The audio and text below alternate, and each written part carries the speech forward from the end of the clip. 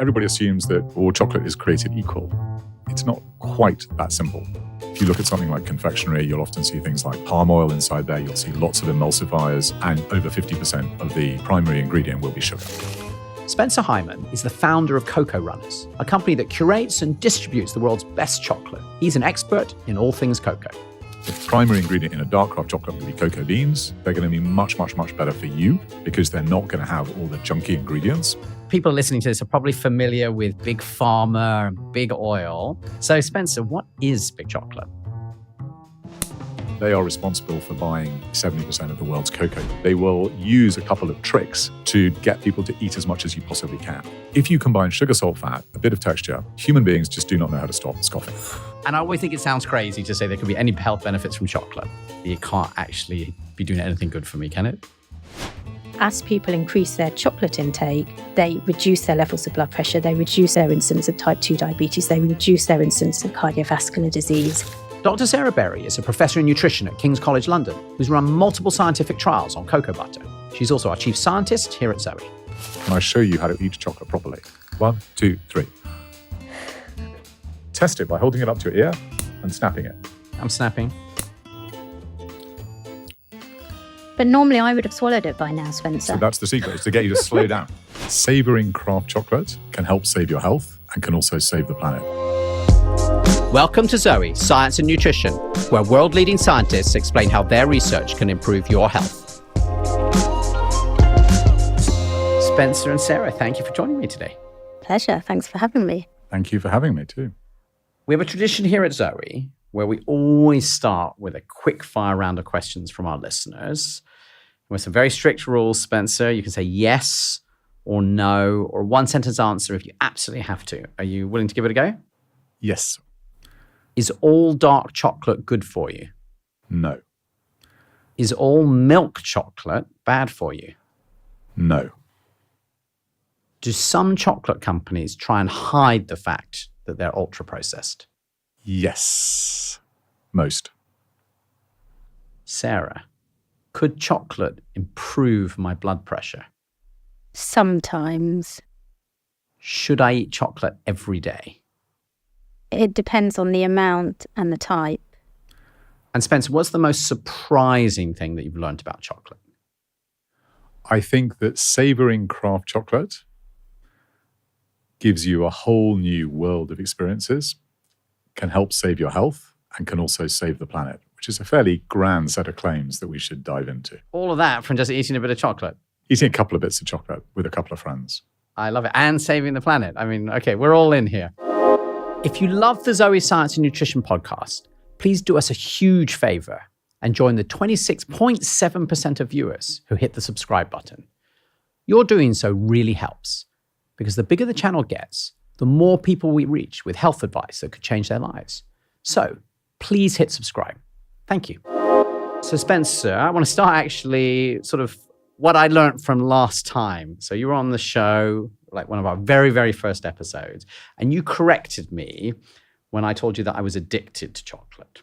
Because you pointed out that unlike coffee or alcohol, chocolate doesn't actually contain any addictive substances. And instead, I just really, really like chocolate, and I want to eat a lot of it a lot of the time, which is true. However, I know I'm not alone because we had a lot of messages afterwards, and apparently millions of other people like me feel like they're addicted to chocolate. And like me, they can struggle with self-control when it's around. And that's why I thought it was really important to come back and discover, is there a way that eating chocolate can be healthy and, take this podcast and be a bit more practical about what that might mean. So can we just start at the very beginning, Spencer? Can you tell us about sort of this cacao bean and how it's turned into a chocolate bar? Yep. So I think, can I just correct one thing? Of course. So I think there is something which is often added to chocolate which can be addictive, and that's called sugar. So too much sugar can be quite addictive. And in fact, it's the basis of something called the bliss point, and then you can play around with some other stuff too. But essentially, the cocoa bean, which grows in a pod on trees in the rainforest, is initially a very bitter and astringent seed, which through the magic of fermentation becomes a rather interesting bean, which is then generally roasted for good chocolate, and then it's winnowed, which means you take the shell off it, and then it's ground, and then it's conched, and then it's tempered. And a little bit of sugar is sometimes added to it. Maybe a bit of milk is sometimes added to it as well. And then it's turned into bars. That is the way that good chocolate is made, but there is an alternative process too. And what's the difference between a dark chocolate, a white chocolate, milk chocolate, and these different percentages that I think we see a lot more on the grocery stores than when I was a kid, saying 50% or 70% or whatever? Yeah, so I think there's been a move to basically use sugar more as a flavoring enhancer in the way that, for example, you'd use salt with dark craft chocolate. And the big difference between the three products that you've outlined, I'm just talking about craft chocolate, not industrially processed chocolate here, is basically the other inclusions that are put in there. So milk chocolate is basically cocoa beans, a bit of sugar, and a bit of milk powder. White chocolate, which was originally sold as a vitamin supplement in the 1920s in Switzerland, which is another whole story, is just basically cocoa butter, often with a lot of milk powder, some sugar, and sometimes other flavorings, often vanilla. And is cocoa butter different from chocolate that you just mentioned? So what happens when you take a cocoa bean, and maybe we could dive into the two big differences in how you make chocolate. Inside a cocoa bean is basically about 50-55% cocoa butter, which is the secret ingredient to lots of cosmetics, and then what's called cocoa mass or cocoa solids. And when you make a white chocolate, you just use the cocoa butter. And the big thing about chocolate is that everybody assumes that, all chocolate is created equal. And it's not quite that simple. Because if you just take a bean, and as I said, you roast it, and then you winnow it, and then you grind it, you can get all the wonderful flavors, you can get all the wonderful benefits that cocoa's got inside it, like theobromine, which I'm sure Sarah's going to talk more about in a sec, all the flavonols and everything like that. But there's an alternative way, which is basically used to make cocoa butter for cosmetics, which is you take the bean, you will generally take the shell off it before you roast it. You'll roast it at very high temperatures, and then you will often squeeze it in massive hydraulic presses. And those hydraulic presses basically squeeze out the cocoa butter and leave behind a cake. And the cake is often washed in an alkaline solution because that makes it less acidic and a little bit less bitter. And also it changes the color so that it's a bit more attractive. And if you have most sort of chocolate biscuits or most chocolate cakes or lots of chocolate confectionery, it will be made in that way.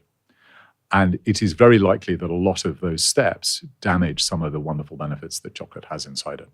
I want to come back to some of the more complex industrial things that you describe in a bit, if that's all right, and just start with the thing you were describing, which is start with this bean. You end up going through these different processing steps, and then you're saying you can make a dark or a milk chocolate, depending upon whether you add milk to it. White chocolate, you're saying, is a bit different because actually it's only part of the bean that you're using for the wine. And I'd love to sort of switch over to Sarah a bit and talk about the health benefits as we understand it of chocolate, because I'm sitting here, I'm still convinced I'm addicted to chocolate, whatever you say, Spencer, and I really want Sarah to now name some really fantastic health benefits from this addiction to make up for the fact that I do feel like I basically need to keep having it. And I always think it sounds crazy to say there could be any health benefits from chocolate because it's sort of obvious. It's like a sweet, right? It's like a candy. Obviously, it can't actually be doing anything good for me, can it? So you're making me think of that saying, if it's too good to be true, is it true? And I think going back to what Spencer said earlier is chocolate is so diverse. To group chocolate and all the different types of chocolate into one health recommendation is wrong. And I know we'll dive into that a little bit. If we talk generally, chocolate does contain these very special bioactives, as we call them, called polyphenols. They contain some other chemicals, which Spencer said as well, called theobromine. And some chocolate, please note the emphasis on some, is also high in fibre, but not all chocolate. There is some good evidence from what we call the epidemiological studies that I know, Jonathan, we often talk about. So these are studies where we look at whole populations and we look at patterns of food intake alongside patterns of disease, that as people increase their chocolate intake, they reduce their levels of blood pressure, they reduce their incidence of type 2 diabetes, they reduce their incidence of cardiovascular disease, and so much more. The problem is with that is that most of those studies group all chocolate together. The other problem is there's lots of confounders. Do people that consume more chocolate also have different other health habits? So how we then translate that back to what's on our supermarket shelf is where it gets really tricky. And Sarah, do you have any idea what's going on? Like why might eating chocolate be beneficial in the way in which eating all the other candy on the candy aisle? Like I've never heard anyone argue that that's good for anybody other than maybe, the income of my dentist. So I think there's a number of different reasons. One could be the fibre, but again, the fibre content in chocolate is hugely variable. So in certain types of dark chocolate, and I think you might know better, Spencer, about the different levels of fibre in different chocolates. So we do know that chocolate that's processed in a particular way, in very dark chocolate, is quite high in fibre. Is that correct? Yeah. No, so fibre is, and also the way in which the chocolate is crafted will make a huge difference to fibre. But most good dark chocolates will have 4 to 7 grams of fibre inside them. And then if you use cocoa pulp sugar, which is going to get very esoteric in a sec, that is also very, very high in fibre.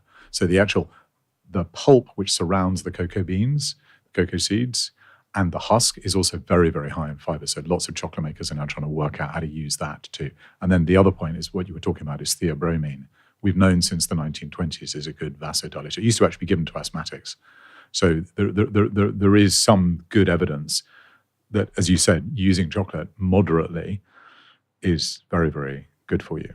Obviously, as nutrition scientists, we try and look at the whole food because the matrix, I always talk about it's important, but we look at the different components. So fibre is one of the components, particularly in dark chocolate. Do bear in mind, though, I'm not saying that we should be using that as our main source of fibre. In milk chocolate, it's actually very low. So from a bar of chocolate, you'll probably only get 1 or 2 grams, if that.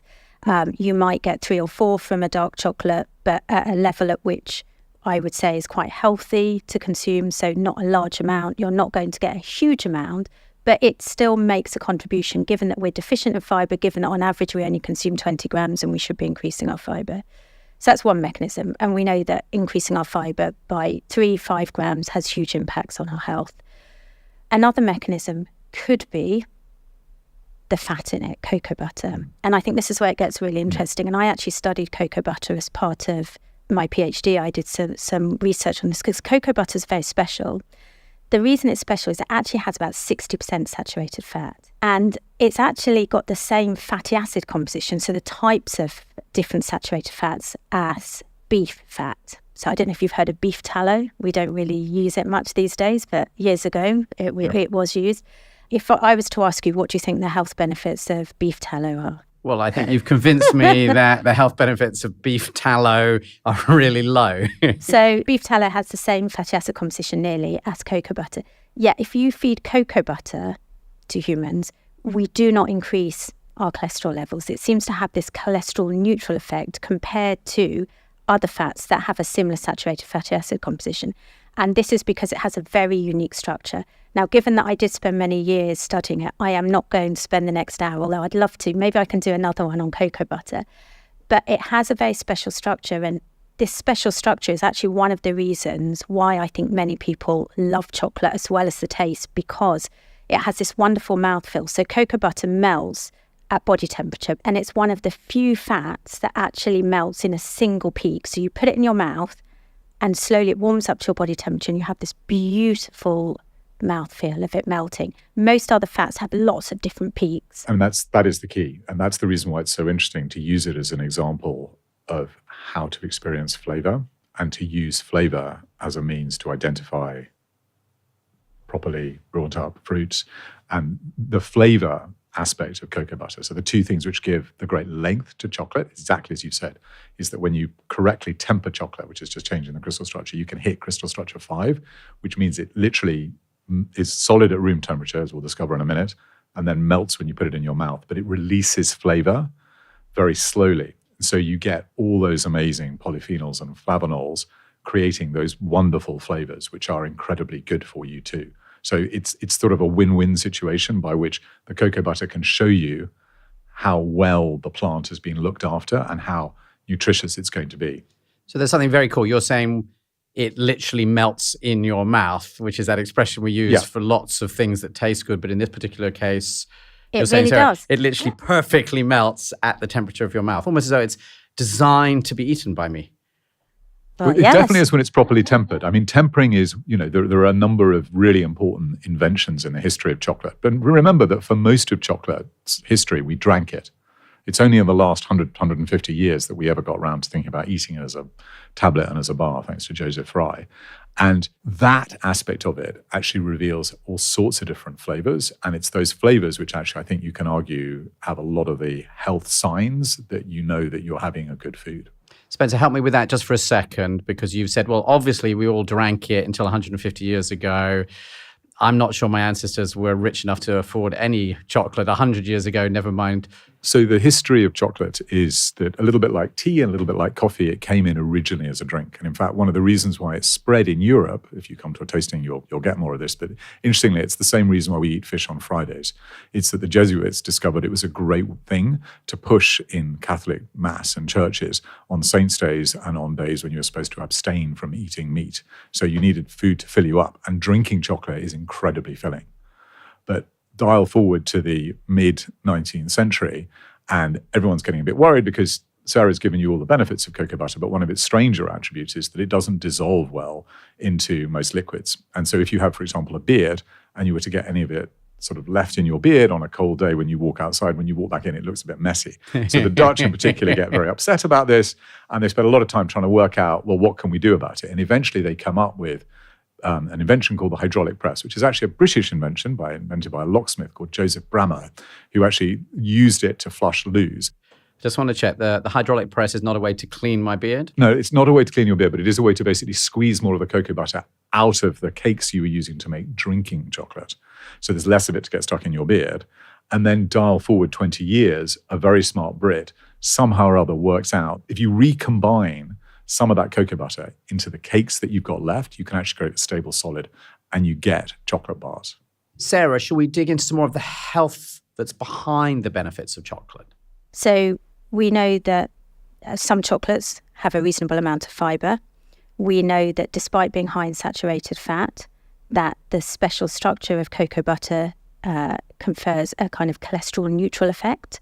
So it doesn't raise your bad cholesterol and total cholesterol as much as would be predicted based on the amount of saturated fat. And then we know it contains these very special bioactives. So in particular, we talk a lot about polyphenols. So we talk about the flavonols in it, but there's also another chemical called theobromine as well. Most of the research has been looking at the flavonols over a number of years. And there's lots of research from clinical trials now showing that if you supplement the cocoa flavonols, you have benefits in many different health outcomes. So, for example, your blood pressure, for example, in your levels of inflammation, in your risk of cardiovascular disease.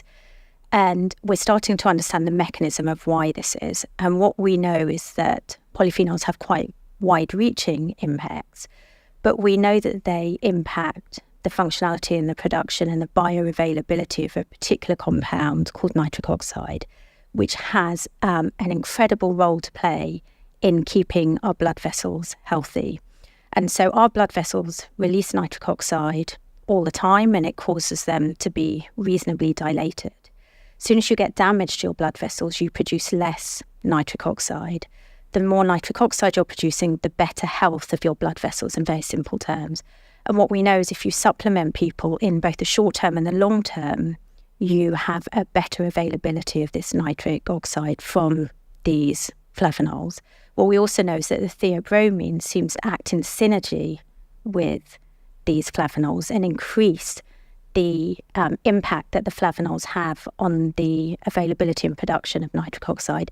And this is why I think, again, it's really interesting always to think about the food. And I know I say this every time I do a podcast, that yes, let's look at the isolated nutrients or chemicals, but we need to also think how they work in the matrix. And actually, there's a really interesting study that looked at the impact of taking out these flavonols, feeding them to people and looking at how it impacts blood vessel function using a particular measure that we use in our research called flow-mediated dilation. And they looked at the impact on this particular measure just feeding the cocoa flavonols, feeding the theobromine, and then feeding the two together. And what they found was that there's a greater impact of the sum of the parts if you feed them together, that they have this kind of synergistic impact. And this is one of the core mechanisms why we think chocolate, if it's delivering the right amount of the very bioactive flavonols, has wide-reaching impacts, because this increase in blood vessel flow, this dilation, can impact the delivery of blood to the brain, hence why there's some evidence to show it might impact memory. And there's a fascinating study actually recently out about that. There's some evidence to show it impacts cardiovascular health because of blood flow. There's evidence to show from many RCTs that on average, obviously it depends on the type of chocolate, but having this good quality high flavanol chocolate will reduce your blood pressure anywhere around 5 millimeters, which is actually quite significant. And it's all to do with this mechanism linked to nitric oxide. Absolutely. What Sarah's saying is, fascinating and absolutely spot on. The one word that I would really like to sort of focus in on, though, is that Sarah's been quite rightly talking about cocoa flavanols. What is a cocoa flavanol? It's one of the multitude of amazing benefits that the cocoa seed, as it ferments into a cocoa bean, will have made manifest. And it's very, very important to think a little bit about how those cocoa flavanols get into the chocolate. The history of all this research actually dates back to a tribe of Indians called the Kuna, who live off the coast of Panama, who were first identified as having amazing heart health and low levels of stress back in the 1940s by a guy called Benjamin Keene, who has a pretty extraordinary history. He's the guy who's responsible for why American pilots now carry shark repellent. He's also the responsible in large part for the American hostage crisis, because he's the guy who wrote the sort of script which allowed the Shah of Iran in. And he has an extraordinary history, but he inspired some work done by Harvard Medical Center in the 1990s down in Panama to basically look at whether or not there was a genetic link between this tribe and heart health, and fairly rapidly discovered it wasn't that. And they then moved on to thinking that it might be the cocoa that they were drinking. And it was eventually shown that it probably wasn't, because actually they weren't having the same chocolate as Keene had identified. They were actually having just normal processed chocolate. So they figured it was something else. But in the process, they did discover that there is this flavanol link towards nitric oxide, which is also sort of brought up. And you have to be very, very careful, though, exactly as Sarah was saying, that just to sort of say, well, any supermarket dark chocolate is going to be good for my heart, because it's not at all clear that the cocoa flavanols are actually present unless you are very careful in how you do your fermentation, how you do your roasting, that you mustn't crush them, etc. So it's something which is undergoing quite a lot of research as to actually how it works. There is one other potential benefit which I would love to encourage you to do, Jonathan, which is to do with your second stomach, as to why I think craft chocolate can be quite good for you. And it's based on some stuff in Japan, which Sarah's probably going to be a little bit skeptical about, but I'm going to give it a go, which is that, as you probably are aware, you have lots of taste receptors in your mouth. You also have sweet taste receptors in your stomach. And so when at the end of a meal, you feel absolutely full, and then suddenly, your kid or you or anyone else suddenly discovers, actually, I've got room for pudding now that I've seen it. Jonathan's always talking about this second stomach, aren't you? So technically, there has been some interesting work done in Japan on this. He's loving this, Spencer. So basically, what happens is that your stomach basically tells your brain, I want some of that, so I'm going to basically speed up digestion. And there are MRI studies done literally on live TV in Japan which show that people will speed up their digestion. So Spencer, I just want to check. Basically what you're saying is someone shows you like the dessert menu, when they come around and say, would you like the dessert menu? And I look at the dessert menu and instantly my digestion accelerates so I can squeeze that we little have pictures bit of of it on the website, and in our tastings we actually sort of talk about this and show it. But it's not just the menu. You actually need to sort of see the cake, or you need to sort of see the ice cream. Now, I think what Sarah would agree with me on here is that the trick, however, is not to gobble and scarf and scoff a huge great pudding at this point. What you really want to do is have a couple of bits of craft chocolate. Now, it could be a dark milk chocolate, could just be a dark chocolate, and savor them, because that will basically satisfy your stomach, speed up digestion, and also just get you in the habit of savoring for flavor. And Spencer, you've mentioned the word craft chocolate a few times now. It's a word I had not heard 5 years ago, and which I think many of our listeners will not be familiar with.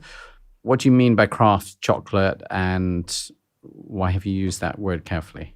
So I'm using it because it signifies a slightly different approach. And so if you think about it, you have craft beer, you have specialty coffee. Almost every sort of food and bread has got a campaign, and chocolate has had the same.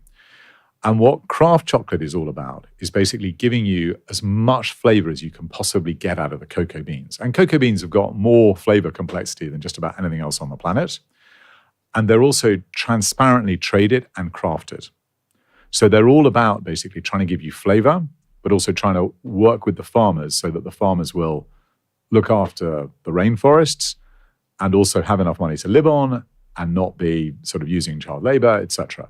So it's a sort of win-win situation. And as a movement, it's probably been around for even longer than specialty coffee, but for various reasons we can go into. It hasn't grown in the same way that, say, artisan cheese has, or craft gin has, or craft beer, or anything else. But it's all about basically flavor and transparency. And I think, this is a really good time to think about, again, what we've said numerous times about the difference between the different types of chocolate, because what we know is that what you see necessarily on the back of pack labelling, I'm sure we're going to dive into this, doesn't necessarily equate to the health outcomes. So a chocolate could say it's 75%, 85% cocoa or chocolate solids, but actually depending on how it's processed, where it's sourced from, etc., determines the different levels of the really active kind of potent polyphenols, because different polyphenols have different potencies, and the particular ones that are in chocolate, some of them are converted to slightly different forms, and the microbiome might play a role in this, except and and other factors. And so actually the amount of cocoa solids is a crude measure, but it doesn't tell us exactly. And I think this is where it gets really interesting, that what we realize is also from recent research is how important our microbiome is in actually reaping some of the benefits of this chocolate as well. And so there's been some really fascinating studies that have looked at how variable people's health responses are to the same chocolate. And we know that there's huge variability between maybe how I respond to it to how Spencer responds to it to how you might respond to it, Jonathan. And we believe that one of the reasons for this huge variability might actually be the microbiome. And the reason for that is that we know that the microbiome is involved in some of the kind of, using simple terms, activation of these amazing bioactives, these polyphenols. And so what we know is that when you consume chocolate, you have this very rapid improvement in blood vessel function after about 2 hours. So sorry, I just want to check. You're saying actually if I was eating the right chocolate, I could actually see an impact on my blood vessel in just 2 hours? Yes, so randomized control trials where they measure how much your blood vessels dilate, see an improvement if it's the right type, right amount of flavonols after 2 hours. That's crazy. But what's really interesting is studies that have then measured it for a longer period of time. And these are studies that have only come out in the last year or so, see a second kind of peak benefit around 6 to 8 hours after. So about 8 hours after you've eaten that. Now, you've not got these magic chemicals circulating in your blood from when you've just eaten it. What we know is it's then reached your large intestine. And what we know is that there are particular bacteria in your gut, so our microbiome, that play a role in activating some of these polyphenols. And that then we have this second kind of benefit, this second dilation. And obviously everyone's microbiome differs, and this is why we believe this huge variability in your responsiveness to cocoa. So not only is chocolate hugely variable, we are in how we process it and benefit from it. Yep. Getting older, I've realised that what I eat makes a massive difference to my health. Now I'm eating the things that help my body feel great. With Zoe, I've got actual science to guide me, and my test results help tailor my advice. I'm making smarter choices every day, like what to add to my plate. It's like having a nutritionist in my pocket. It's changed everything. I'm living my best life. I'm going to be clubbing with the grandkids. Join me and over 100,000 people transforming their health with Zoe. Even actually the way in which you will experience flavor in chocolate is also going to be a question of your oral microbiome too. So you don't just have a microbiome in your stomach, you also have a microbiome in your mouth, which will release flavors in different ways too. I think that's actually the perfect transition, Spencer, actually, because I think we've been hearing all these amazing things about chocolate. And Sarah, thank you for sharing all of these brand new studies, because I hadn't heard about a bunch of those before just now. I did now want to talk about what Spencer calls big chocolate. People listening to this are probably familiar with big pharma and big tobacco and big oil, but they may be surprised to hear that there is big chocolate. I've never heard of that. And it's quite hard to research big chocolate because I typed it into Google and you just get ads for like really large chocolate bars. So Spencer, what is big chocolate? Craft chocolate is basically about the flavor and transparency. And big chocolate is about consistency and about cost. And it will use different processes, much more industrial force in the process. And also it will add lots more ingredients and lots more additives, which are not things that you would normally have at home. And so to use sort of, Tim and Sarah's normal definition, if you see something on the list of ingredients that you don't have at home, be dubious about buying it when you buy it in the supermarket. So the difference is the way in which it's made, industrially processed, and the ingredients which are added to it. What's the difference between what you're calling a sort of high-end craft chocolate and like the big chocolate? Do they have different ingredients in them? So they will have some different ingredients, especially if you look at something like confectionery. You'll often see things like palm oil inside there. You'll see lots of emulsifiers, and you'll probably see over 50% of the primary ingredient will be sugar. So if you take craft chocolate, the primary ingredient in a dark craft chocolate, well, it would be cocoa beans, and then there'll be a bit of sugar added to it. And you can also have dark milk, which will also have some milk in it, or just a milk chocolate, which will have a bit of that on it. So there's a very, very big difference in actually the ingredients which are used. And then there's a difference in the approach. So the fundamental difference in the approach is that what you're trying to do with mass-produced chocolate is to basically get people to eat as much as you possibly can. And so they will use a couple of tricks which food science has been using to get everyone to eat ultra-processed food, which is based around your tastes as opposed to flavor. So sugar, salt, and fat basically is, the secret. It's the Dorito principle. It's basically the stuff that Moscovitz identified, that basically if you give people sugar, salt, and fat, it's bliss point. And people don't know how to stop gobbling with that. And Spencer, can you explain when you say bliss point, Yep. what that means for us? So back in the 1960s, an American scientist called Howard Moscovitz, who has been written about, but not quite as much as you would expect, did some work on the US Army to try and get them to eat more of their rations. And what he discovered is that if you combine sugar, salt, fat, a bit of texture, and a little bit of umami, human beings just do not know how to stop scoffing. So those are the basic tastes, if you like. So obviously you don't have bitterness there, you don't have sourness there, but they're the basic tastes. And that is the secret to most junk food. Sugar, salt, fat, bit of texture, bit of umami, basic tastes. They delight you. You are programmed to want to basically love them. I mean, think about it. What's the first food that we all have as a baby? Mother's milk. What's it got in it? Sugar, salt, fat, bit of umami. The second piece of technology, which ultra-processed foods in general, and chocolate is very good at, is something called sensory-specific satiety, which was actually invented by a couple called the Rolls. And the simple way to think about this is that when you go to an ice cream store, and they basically try and get you to have 5 or 6 scoops, they're not going to make you just have vanilla or just chocolate chip, whichever one you want. They're going to try and give you a variety, because human beings are basically, we get bored with one food. So what they're trying to do is give you as much variety in that, in terms of the texture, in terms of the different tastes, in terms of the flavors, in terms of everything inside it. So if you look at what's inside a lot of mass market confectionery, you're going to see there's chewy bits, the soft bits, the squidgy bits, there's all sorts of different tastes, etc. And they're using those to basically get you to eat more and more of it. But what they're not doing is what you'd really want to do with any food, which is to try and get at the flavor.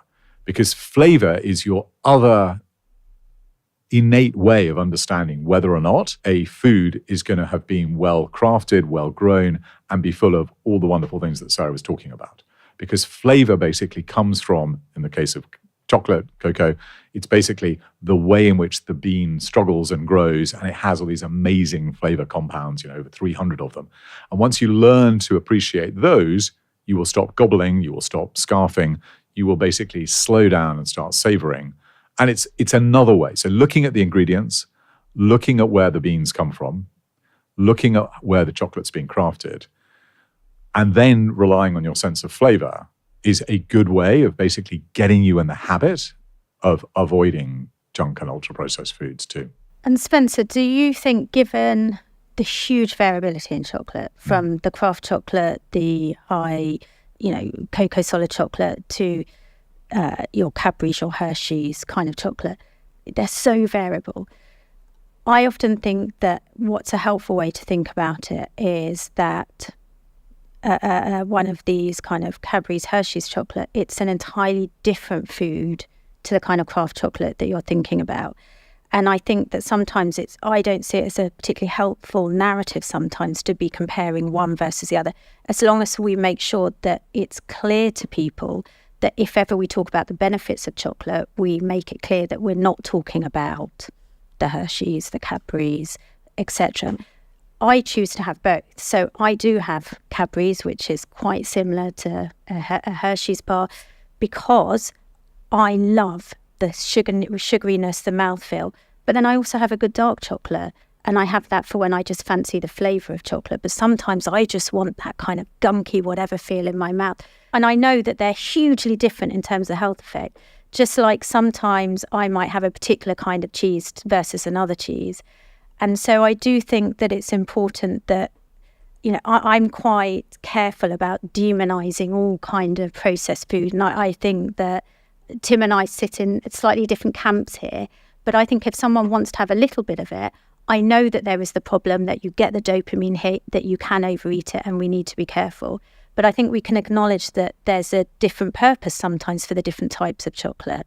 Now, Sarah, I just have to say that Spencer is looking here absolutely horrified as you said this. So for those of you just listening, I didn't want to allow him to come in. I feel like it's a bit like you've had somebody tell you about their wonderful wine and you're like, yes, and sometimes I do like to get my $1.99 thing, in a bottle, which is true, but Spencer's going like, you do what? Spencer? But I'm saying it's for different purposes, Spencer. So let me agree with the first point, which is that it's not fair to call sort of, dairy milk or sort of, Tony's Chocolonely and use that in the same way that you would describe craft chocolate. So I would agree with that basically if the primary ingredient is sugar, it's got a load of additives to it, which your grandmother wouldn't recognize. If you don't know where the beans come from, if you don't know how it's been crafted, that is a very different experience. What I would argue, however, is that I think I can find you bars which will delight you and give you what you were kindly calling that sort of bliss point. You were using the word junkie, but it's really bliss point. It's my dopamine hit. So I think we can do that with milk chocolates too, from craft chocolate. And I think what we can do is... That's also healthy. They're two things. They're basically going to get you to savor because they're going to have a flavor wave, so they're going to have some length. And the second thing is they're going to be much, much, much better for you because they're not going to have all the junky ingredients. And the third thing is they're going to be much better for the farmers and the planet because they're basically going to be keeping the rainforest going and keeping the farmers from, basically penury and all sorts of nasty. So where I would agree with you is there are huge differences, but where I would disagree is that you can't get that with good craft chocolate. So I think my goal is to basically find you a craft chocolate which will satisfy you in the same way. Okay, so challenge is on that. I'm really happy to take that challenge. The other thing that I think is important to say is price point. Yeah. And these craft chocolates, they're expensive. So are there grocery stores, retailers who are selling chocolate that can be healthy, that is better than maybe some of these what you call big chocolates that are for a price point accessible to a lot more people? So I agree with your general philosophy, but I would basically argue that the price of a bar has other costs hidden in it too. So the average, and I'm just going to just quickly do this and then I'll answer your question and give you the solution. So remember that the average cocoa farmer in West Africa, which is where 70% of the world's cocoa comes from, needs $2 to $3 a day. At best, at the moment, they're getting paid 80 cents a day if they're male, 30 cents a day if they're women. So if the cost is basically farmers going hungry and not being able to send their kids to school, I'm not sure that's a great cost of just sort of saying you can get a $1 bar. And craft chocolate is actually relatively not that expensive. It's $4, $5, maybe $10, or $4, $5, maybe £10. The other thing is you won't eat as much of it. It is designed so that a craft chocolate bar should last you. I know Jonathan is slightly different to this, but in general, most people will get a craft chocolate bar to last a couple of days with their partner. And when they come to a tasting, we will taste 10 or so different craft chocolates. You'll have like less than 20 grams. You will be full by the end of it because it's that filling. In terms of some brands you can look for, I would strongly recommend you look at Taza, which has got a fantastically interesting texture. Oh, can you spell that? T-A-Z-A or T-A-Z-A. And would you get that in a grocery store? You will in America. You will in America. In the UK? In the UK, almost impossible. So the UK is particularly difficult because it is very difficult to persuade any grocery store to sell any bar above, £2, £3. we basically got into this habit that the way in which you sell chocolate, it's an impulse buy, it's generally sold over a vending machine, it is sold off price. And you cannot do that with good flavoursome chocolate. So no, occasionally you'll see Willies in some supermarkets in the UK, some grocery stores, but fundamentally the UK has a really big challenge. If you go to Europe, a little bit different. In Europe, there are some good examples where you can get some of these craft chocolates.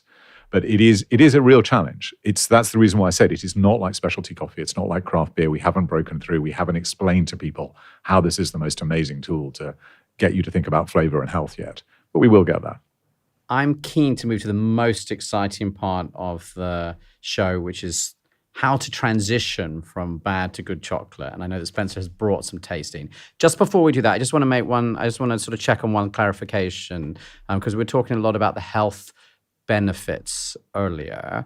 And I just want to, I guess, just clarify, when we're discussing sort of the way that these sort of large scale, what Spencer's calling bad chocolate, large scale chocolate manufacturers going on, are we losing, Sarah, all of those sort of flavanols and everything that we're talking about? And the second question I wanted to ask about was, in general, there's a lot of sugar in a lot of these chocolates, and you talked about the health benefits of chocolate. I just want to pick up, because we have often talked about, the pretty clear negative effects of just adding sugar as a raw ingredient into food. So could you just help to understand for people listening to this who started off with well, chocolate's great, so I should eat more chocolate. Now we're hearing about this sort of, the sort of chocolate that you actually get in general from the grocery store. Where are we left? So the health benefits will depend on where the cocoa bean's from and how it's been processed, as we've heard from Spencer. And in terms of the chocolate itself that we're eating will depend on, like Spencer said, the other ingredients in it. The biggest unhealthy ingredient that's in chocolate is the sugar.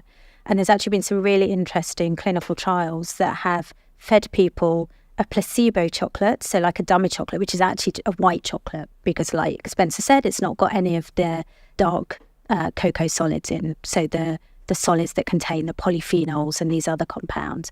So they often feed that in these kind of studies as the control, as the placebo, the dummy.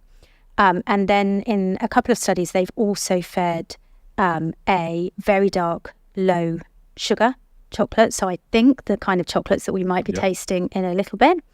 And then they fed the same chocolate, i.e. with the same amount of these polyphenols and other compounds, but with extra sugar added in. And what's really interesting is when you feed the placebo, the dummy chocolate, the white chocolate, it has no impact in improving some of these measures to do with blood vessel function. Okay, so white chocolate is out from a health perspective. It's out. Okay. Then you've got the dark chocolate that's really low in sugar, the kind of craft style chocolate that Spencer's talking about. And that elicits this big improvement in blood vessel function, both in the short term, i.e. in that 2 hours, that 8 hours, but also when you feed these over a number of weeks, you also see a long-term benefit in blood pressure, in the blood vessel function.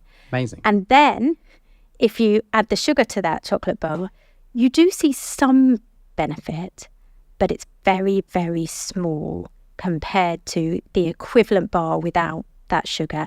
And this, remember, is it's still at very high levels of these polyphenols. So even when you got this very strong benefit from the underlying polyphenols you're having, it's once you start adding in the sugar too much. Yep.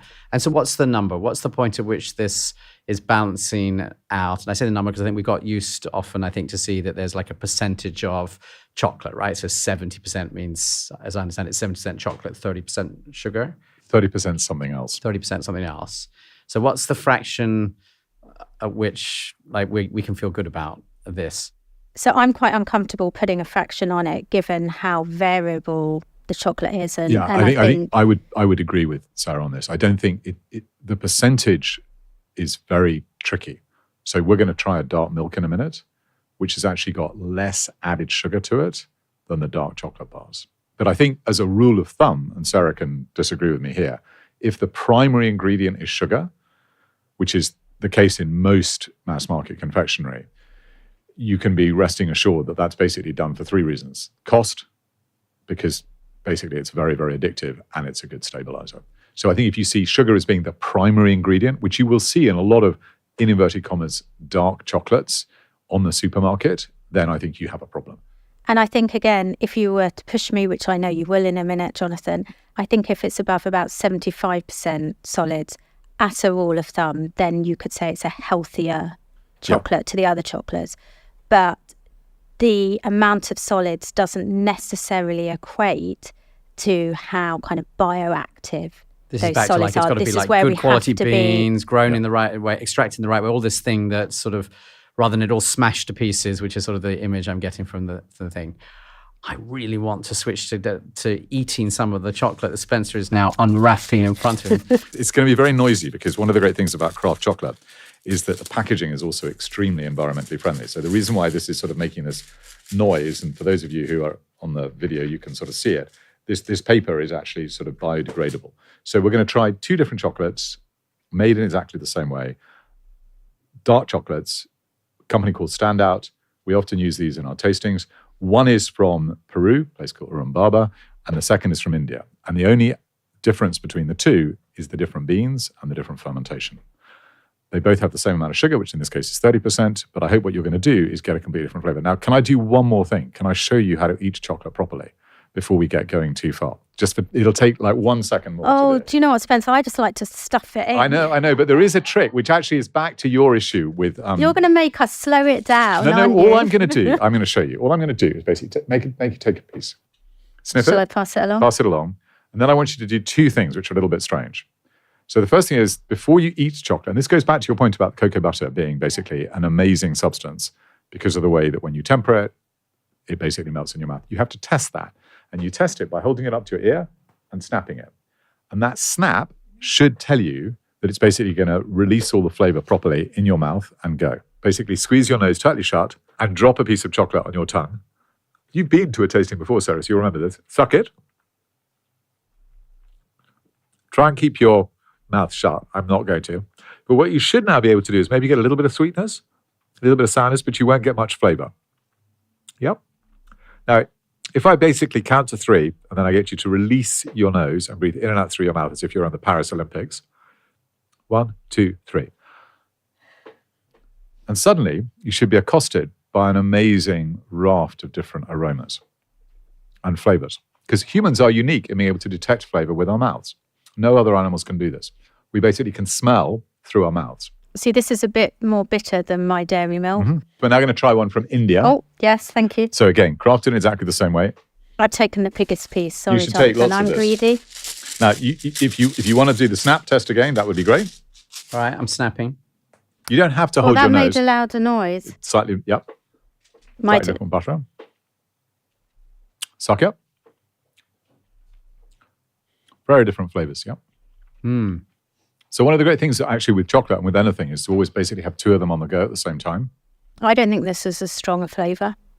No, but wait for the wave to come through, because at the end, you may get slightly more caramelly and maybe slightly more nutty notes. But normally I would have swallowed it by now, Spencer. So that's the secret, is to get you to slow down. So if you slow down and you focus on the flavor, it has 2 benefits.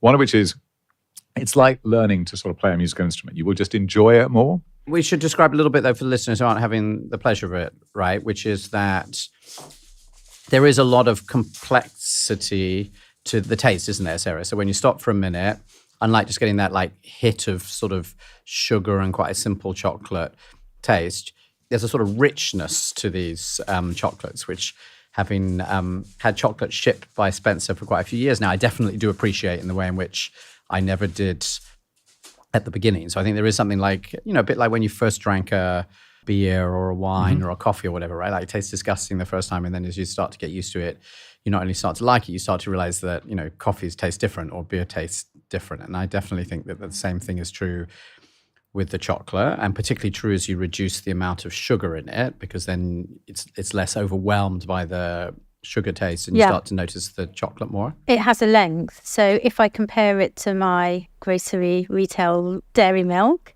I'll have a lot bigger mouthful than that, I can tell you.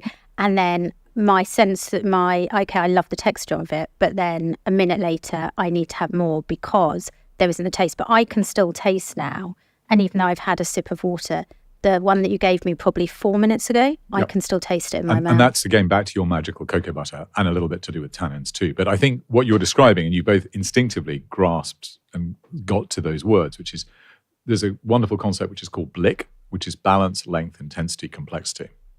And in a way, that's what you want in any food or any olive oil. What's fascinating about flavor and people is that actually just with a little bit of practice, people get really, really good at it. Right, Sarah, I feel now that I should basically give you your treat. So this is a dark chocolate, again made by Standout. This time it's basically the same as the last chocolate you had, but it's a dark milk. So it's 60% cocoa. And then as a sweetener, it's primarily the milk powder. So I'm hoping that this is going to get you. It should be quite sort of unctuous and rich. This is whether you've converted me or This not. This one is is, the I have to test, say that Spencer. this is not the one that I would have used to convert you. I think I'm going to have to reach into my bag and try and find a couple of others. I'm a difficult one. No, I can definitely get you. We'll get you back to another tasting. It's softer, which is what I You're like. going to like the milk. The other thing which, we talked a little bit about the bliss point, which everyone goes on about. But actually, I think sensory specific satiety and texture is incredibly important. Now, would you like to see how well we've trained your taste buds by now getting you to have a supermarket dark chocolate? And you will immediately see what a difference it is. So this is Bourneville, which is one of the UK's leading dark chocolates. It's actually only 39% chocolate. One of you can actually have a look at the ingredients list, and you will be intrigued to see all those lovely ultra-processed ingredients inside it.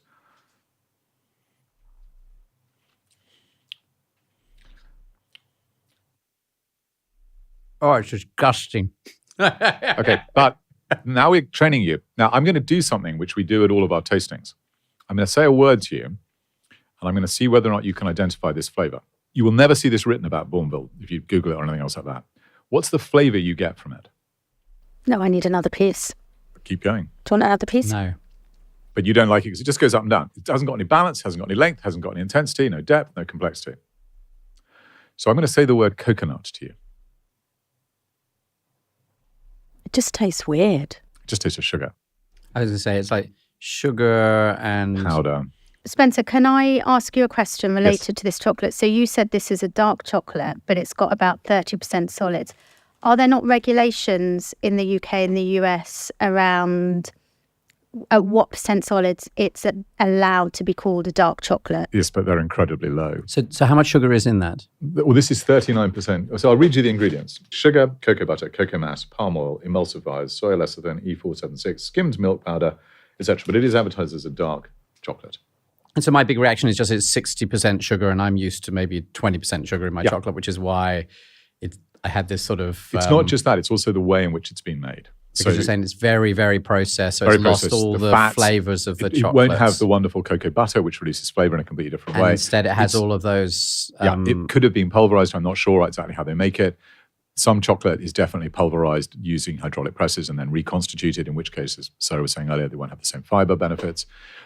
Or it's thought not to have the same fiber benefits, etc. But what's interesting is that even if you take sort of, what people sort of think as being sort of, Oh, this is one of my favorite. Okay, so we're going to basically try a Lindt, which is the dark chocolate. Now, one of the most difficult things to explain to people is how a dark chocolate can contain milk powder, but it's used as a bulking agent. So when you look at the ingredients here, you will see that it actually has some milk powder inside it. And this has added sea salt, which is why I like this one. Because again, what salt does is it basically hides the bitterness. So if we just take a little bit of this, but again, what I want you to try and do is basically focus on the blick. And what percent is this? I think this is 69 or 70% or something like that. When you look at the packaging, you're looking for not just the ingredients, you're also looking for where do the beans come from and where's it been crafted. So what you won't discover is either of those facts on the packaging, basically because they can't really explain it. See, I like the texture of that. Milk. You like the milk in it, so that's the reason why I put the milk in it. But I can't taste the salt now. Strange.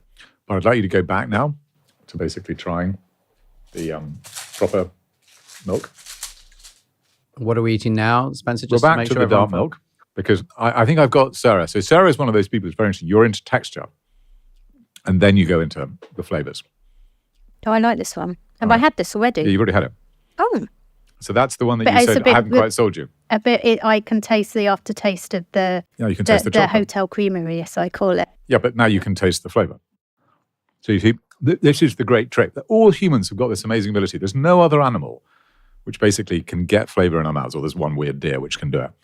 And flavor, as well as looking at the package, is one of the ways that you can actually tell if a food's going to be healthy or not. I like doing the taste testing where it's, about the relativity of it. Everything when it comes to food, I think, is relative. And it's all about also instead of what, in place of what. And I think this is a great way of doing this in terms of the flavour as well. So has Spencer managed to convince you to make any changes to your chocolate habit, Sarah? Or have I got to send you some more chocolates? He has to send me some more chocolates. So I was basically trying to avoid any difficulties. So we've got some more chocolates for you here for later. You have convinced me that dark chocolate can be nice. And the flavour is a good way of getting into health. Yes. Well, I think you've always said that. I mean, I've learned a lot from you on that and the bioavailability and everything else. But I think, I realise there's certain textures I prefer than others. The thing I'm struck by is that I've been on a bit of a journey with Spencer, who I've known for a long time, for probably 4 or so years. And so when I first started off, I had an incredibly sweet tooth before I started Zoe. And so I'd be happily eating all the things I'm saying and discussing now. I'd be like, this is all delicious. Of course, it's got to have more than 50% sugar. And interestingly, I started and I thought a 70% chocolate felt really dark and bitter. And now I'm regularly eating 80 to 90% chocolate. And I've got more and more addicted actually to the chocolate taste and flavor. So remarkably, I can now eat a 90% chocolate and really enjoy it. And I think I love all the flavors and like the taste of it. And it's sort of been a journey. And I think it's a bit like, when you get into coffee or you get into beer and it all seems disgusting to start with. And then before you know it, you're like this really weird, really flavorful, sort of hoppy beer or whatever. So there is definitely a path there. Now, I always say to Spencer that I can quite happily eat an entire Kraft bar of chocolate, even 80%. But I have to admit that you are quite full because there's a lot of fiber in that, isn't there, Sarah? Yeah, I mean, I must say I couldn't eat much more than what we've just eaten of the chocolate. I've had enough of it now. But the truth is that it's still tiny, isn't it, compared to like a Hershey's bar, which is give like me a Dairy pound. Milk or Hershey's. The 100 grams has gone in minutes. So that's the fascinating thing. When we do a tasting, basically we discover that you have 10 bars, you have a couple of grams of each one. So you have less than 20, 30 grams. And by the end of it, nobody wants to go out to dinner. And similarly, our subscription, it's 4 full-size bars. That will last many couples a month. I think, Jonathan, something that I'd like to reiterate is the more I've heard Spencer, the more I've also been reading up about chocolate, about cocoa, about the health benefits. I really think that we need to not put it all together into one food group, that we need to think of the health benefits of particular kinds of chocolate versus other kinds of chocolate, but also we do need to consider the different price points. We do need to consider people's different preferences. And I think that, Spencer has convinced me, and I'm quite a hard person to convince, that yes, there's some benefits of giving it a go and seeing how your taste develops. And I would say, yes, everyone to give it a go, but there will be some people that just don't like this. And I think, fine, if they don't like it, stick to the other chocolate, if that's what you want to do. But eat it knowing that it does not have the benefit that some of these other chocolates have. And I think that's the key thing to make sure people are aware of. Brilliant. Spencer and Sarah, thank you so much. I'll just do a quick summary. And I think the biggest thing is, like, if you think about health, you want dark chocolate. You're talking about 75% or something like that level in order to access it. It needs to be prepared in a way that is actually keeping all of that amazing complexity from this original cocoa bean. So if it's made by some company that doesn't even tell you which country it's coming from and all the rest of it, and you can see something on the back of the pack that isn't chocolate and sugar, you should be skeptical. But the reason why it works is complex. And you've mentioned all these polyphenols, in particular flavonols as a sort of polyphenol that seems very important, as well as the fiber, but also because the fat in chocolate is something magical. And it's not just magical because it melts in your mouth, which is magic, but also because it looks on the outside like it should be as bad as like the fat in red meat, but actually it doesn't have any bad impact on our cholesterol. It's a sort of neutral fat. Yes, although I wouldn't say it's a good fat, i.e. if you were to compare it to extra virgin olive oil, it's worse than extra virgin olive oil. But I'm saying based on what you would expect for saturated fat content, a really important point of clarification. Understood. So we should really be doing a shot of olive oil after dinner, but if we've got to have chocolate, then it's the dark chocolate to go with. But there's a huge variability in response, and this is brand new studies which suggest that the microbiome is really important. So I'm now hoping that I have like the special chocolate bugs in my gut that I managed to extract the best from it, and I believe that having trained hard for the last few years that I must have it.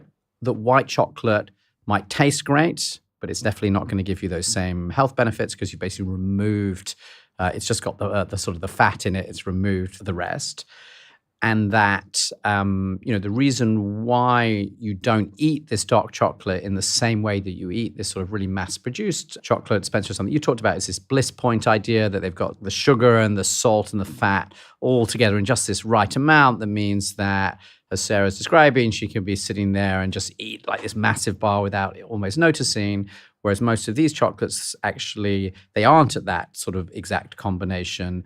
So we eat much less, which is why you described that actually you could have one of these craft chocolates and eat it over many days. Absolutely brilliant. Savor to save the planet. Don't scoff. If you're scoffing, you know you've got a problem. Brilliant. Thank you both so much for this adventure through chocolate. Thank you. Very much. Thank you for all the chocolates, Spencer. You're going to take them home with you, I hope. I have to send you some more milks now just to try and sort of find your bliss point. I'm going to eat them all right now. Now, if you listen to the show regularly, you probably already believe that changing how you eat can transform your health. But you can only do so much with general advice from a weekly podcast. If you want to feel much better now and hopefully live many more healthy years, you need something more. And that's why more than 100,000 members trust Zoe each day to help them make smarter food choices. Combining our world-leading science with your Zoe test results, Zoe is your daily companion to better health for life. So how does it work? Zoe membership starts with at-home testing to understand your unique body. And then Zoe's app is your health coach, using weekly check-ins and daily guidance to help you to shift your food choices to steadily improve your health. I rely on Zoe's advice every day, and truly it has transformed how I feel. Will you give Zoe a try? The first step is easy. Take our free quiz to find out what Zoe membership could do for you. Simply go to zoe.com/podcast, where as a podcast listener, you'll get 10% off. As always, I'm your host, Jonathan Wolfe. Zoe Science and Nutrition is produced by Julie Pinero, Sam Durham, and Richard Willen. The Zoe Science and Nutrition podcast is not medical advice. And if you have any medical concerns, please consult your doctor. See you next time.